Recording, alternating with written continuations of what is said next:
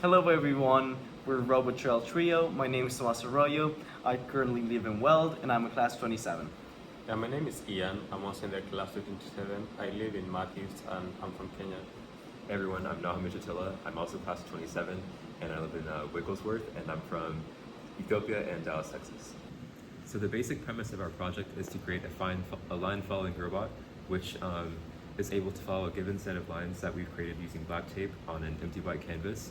And the main motivation behind this project is to create a system that is able to automate processes like a plane going from the gate to the runway, because if we can automate this process, then it'll make it more replicable and consistent, which is going to allow it'll make less of a chance for airport employees to make mistakes which can have potentially fatal implications.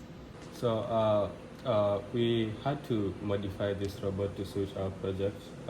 We had to include this breadboard from the safety lab in our school. We also had a few hardware issues with the tires, so we had to add this tape to make it move easily, like not to get stuck in the tapes. For our navigation, we also have photoresistors here that someone is going to talk about later about how the project works. And we also have some wiring systems here they're going to talk about later. The robot is powered by this battery here. Alright, so now I'm going to talk more about how the motor operates. And so if you look into the breadboard that we have here, our battery, that 7.4 volts, is going to power the positive and negative buses here. And our Arduino, it's going to be connected to that 7.4 volt battery. However, we have our CC connection of 3.3 volts into the other bus. So we have 4 motors, 2 for our right wheels and 2 for our left wheels. All of the motors are connected to the 7.4 volt battery, and then it is connected to NMOSes. We connect it to NMOSes so we can distribute correctly the voltage needed for each wheel in order for it to turn, because when it turns, we need to switch the voltage among different wheels. And so the NMOSes are connected to the ground of the battery and then are connected to the Arduino pins.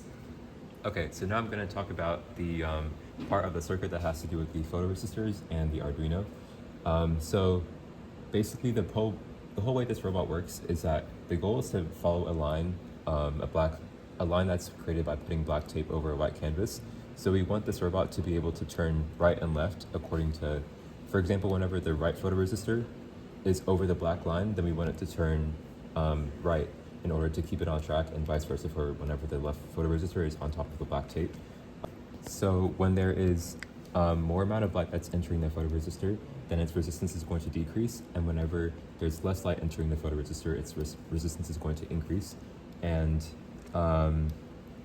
so we have, for the circuit it's powered by the Arduino's 3.3 volt VCC pin, which powers this positive bus.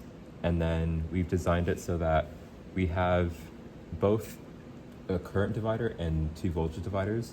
So each photoresistor is operating within each branch of the current divider, and for each current divider we have a voltage divider where it first goes through the photoresistor, and then in series with that is the 5.6 kilo ohm resistor, and the same thing is on the other branch of the current divider. And then we have a input Arduino pins going into the spot that's right in between the photoresistor and the 5.6 kilo ohm resistor, and that allows us to record the voltage at this point, which is a function of how much resistance is being provided by each photoresistor. So here's the video of the robot actually moving through the line, and this is how the black tape actually looks on the canvas. So the way this works is that whenever the light is reflecting off the black tape, some of that light is getting absorbed and less light is entering the photoresistor, which guides the robot which direction to go to using programming and electronics.